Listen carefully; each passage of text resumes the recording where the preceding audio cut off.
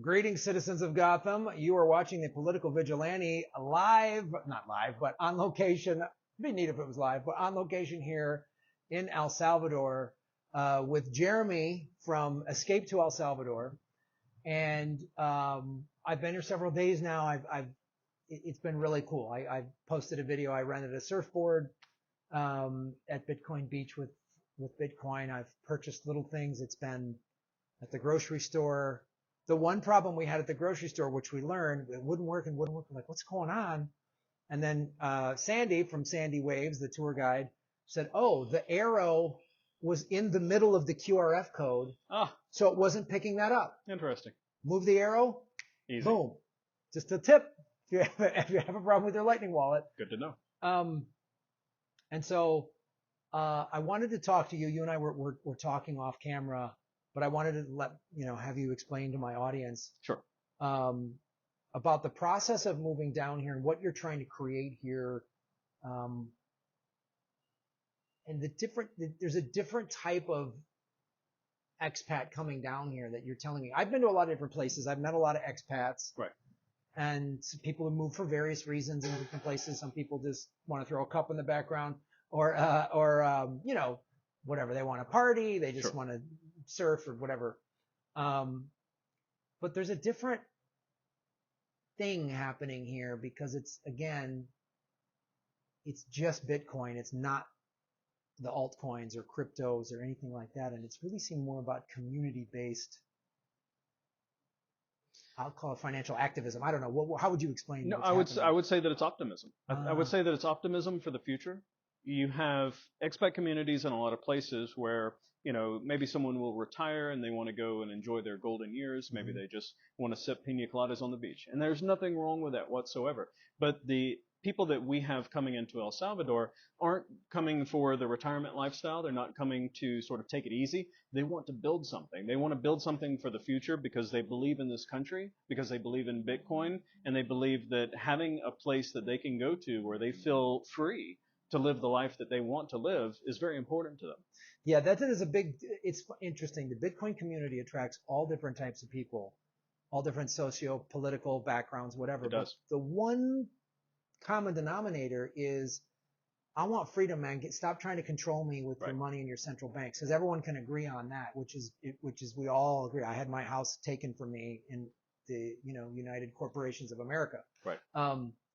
So, and what's intriguing too, as you mentioned, that it's bringing this, people that are also wanting to give back to the community. But I wanted to talk about, because you said something to me that I hadn't realized.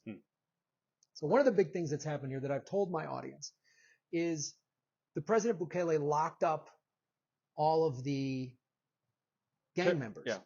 And they had a horrible gang violence problem. I mean, vicious. I just made a little video in a town square in downtown San Salvador, which is the capital. And Sandy was like, yeah, pull out your phone and take a photo of your videos of yourself. That phone would have been ripped out of your hand, right? Yeah. So not only that, but you brought up an interesting point of how massive it was. Explain what that did economically for the people of El Salvador. Yeah, I mean, so we have to really understand the scale of what happened here. And we were also talking about Afghanistan, and I drew a comparison between Afghanistan and El Salvador because they have roughly equivalent numbers of population, and they have a roughly equivalent number of people that were engaged in the criminal enterprise, about 1% of the population, which is a lot of people, right? In a nation of, 6 million people, that's 60,000 folks, right? So the entire Western world came together to try to defeat the criminal element in Afghanistan. They spent, trillions of dollars, they killed millions of people, and then ultimately still lost that effort.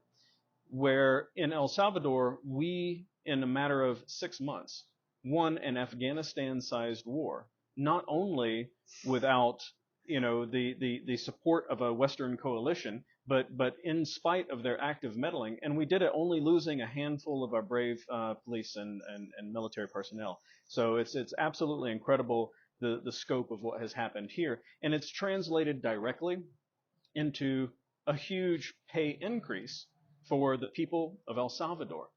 because the criminal enterprise here was focused on extortion. It was a big extortion racket with the threat of death behind it, obviously.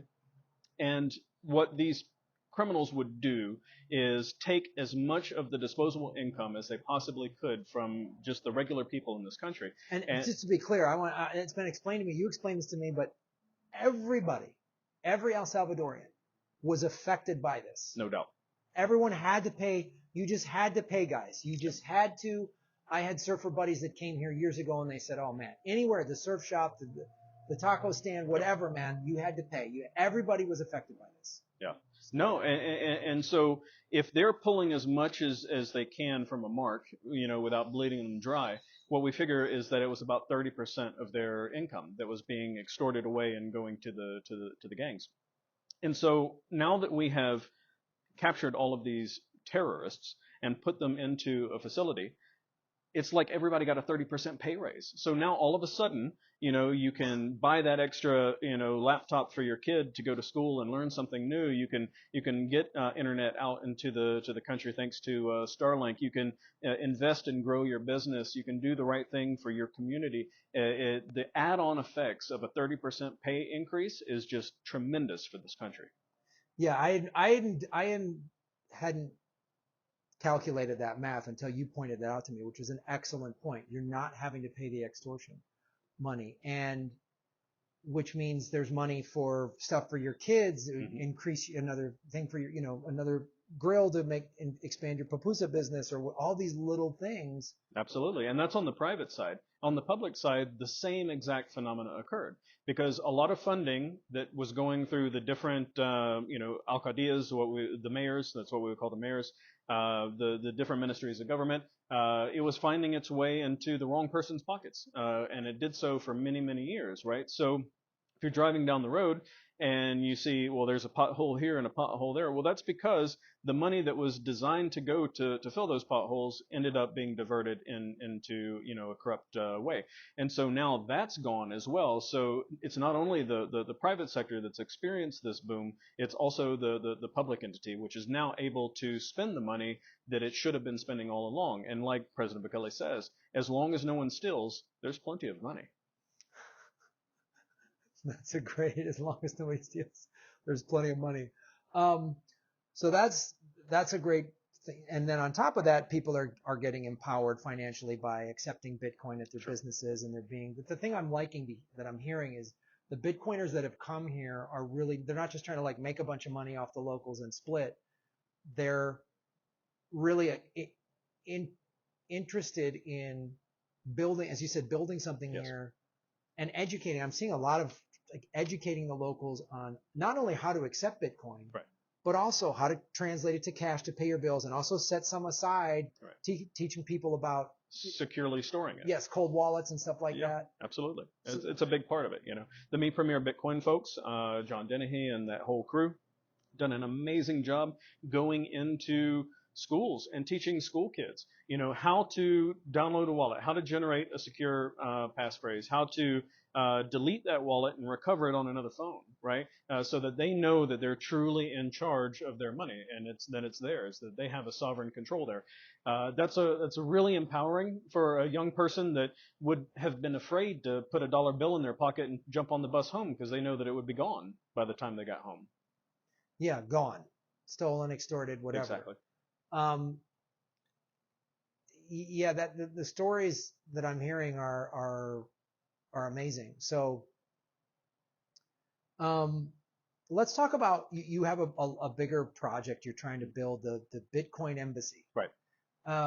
Which is really cool. And for people to understand, it's not going to be like an official embassy through the government, right? Because Bitcoin is decentralized. Exactly. Like there's no boss. There's no president to give that decree and say you're an official Bitcoin ambassador. Like we're all as official as the next person, right?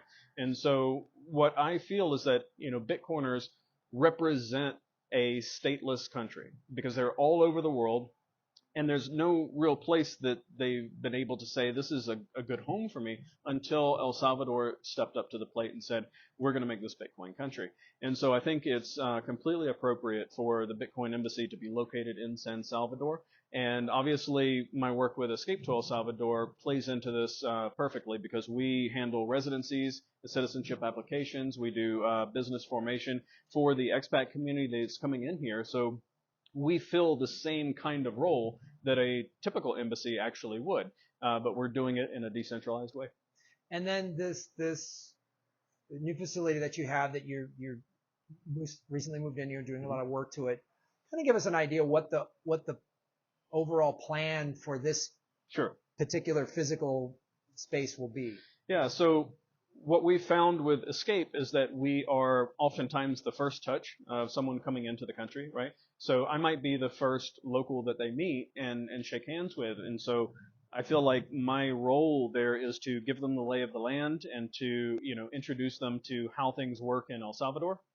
And so the facility that we have here is going to be designed to have an example business that people can see all aspects of. We're going to open source the entire process. So we're going to run the software that Bitcoin allows us to run in a self-sovereign way, right?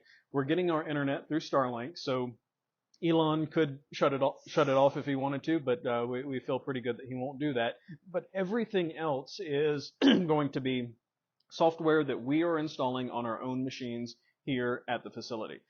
So we're not using services. I don't have anything against services. I don't want to throw shade at anybody. I think they're all doing really great work. There are many of them here in El Salvador.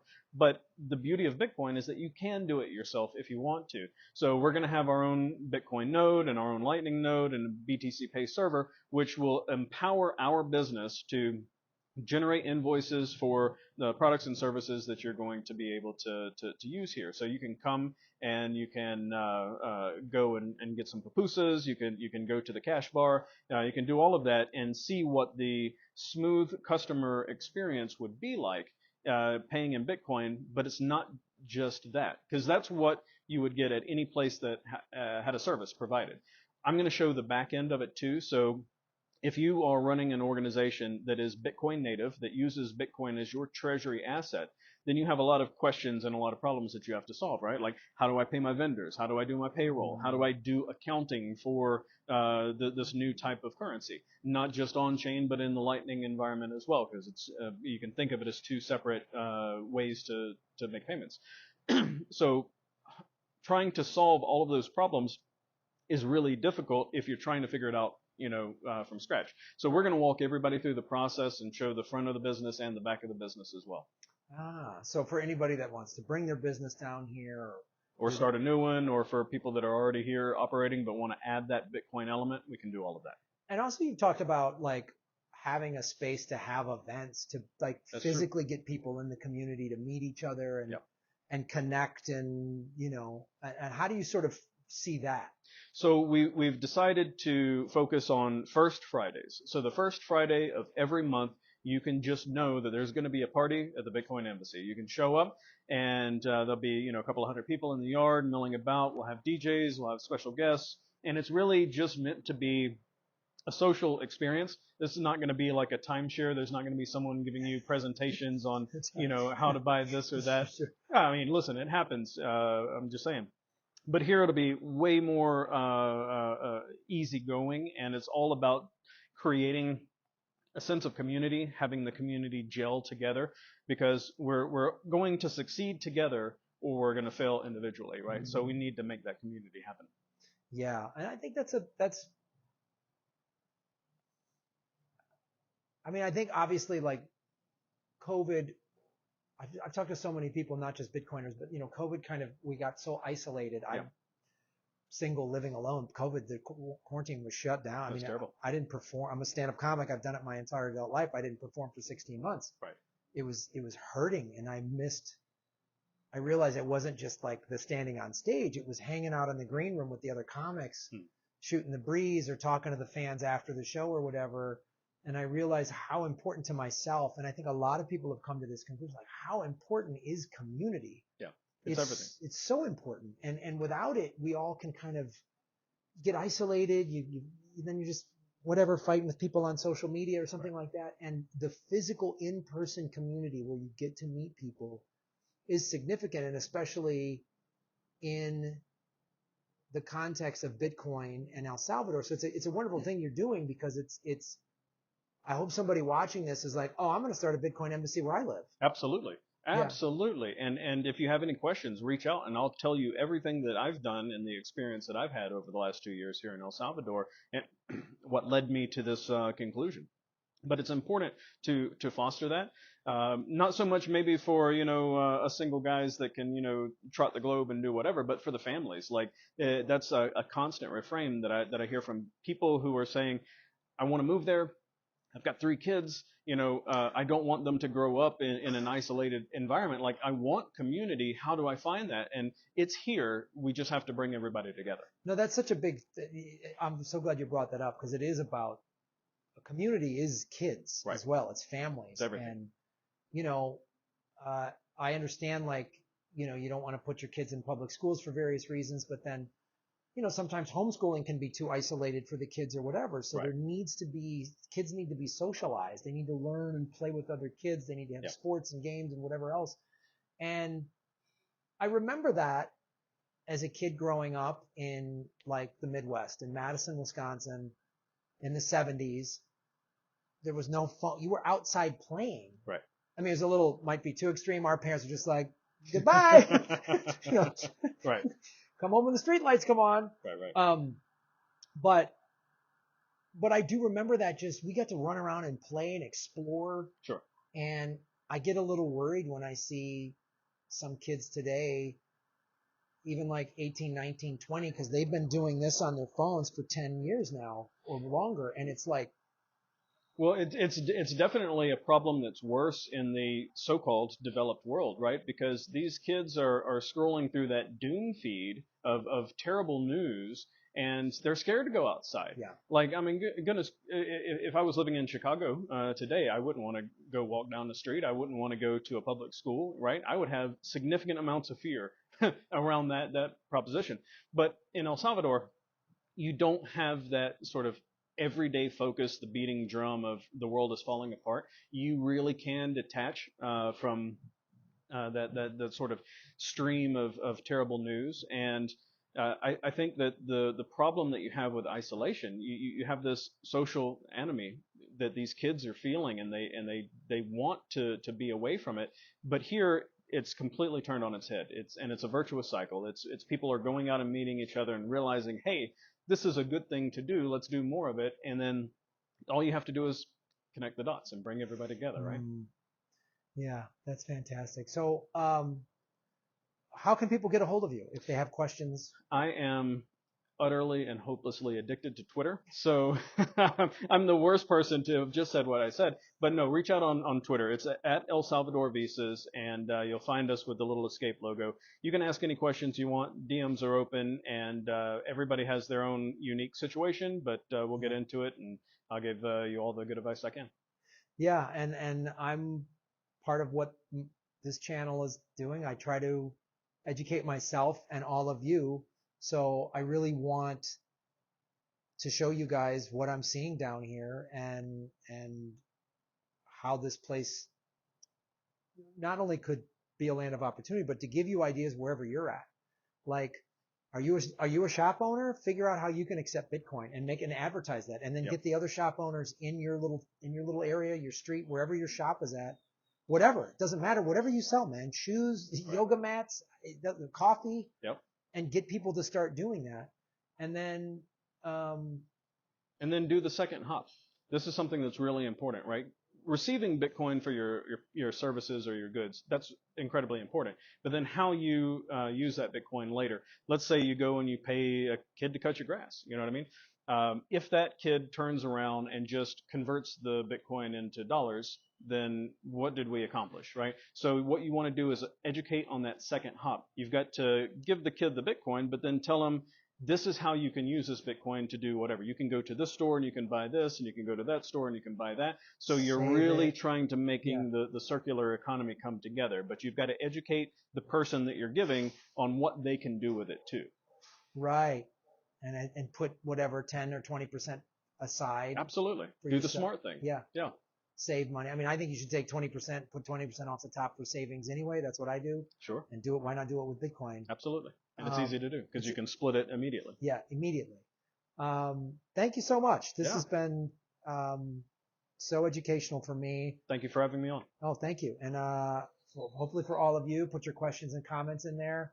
I love what you have to say and your questions. And reach out to Jeremy online. And we're hopefully we're in the process of getting the money to shoot the documentary in the fall. So we're going to be talking more and more about this. So follow the money, connect the dots, get the truth. That's how we make Gotham great again and shave your knuckles for justice.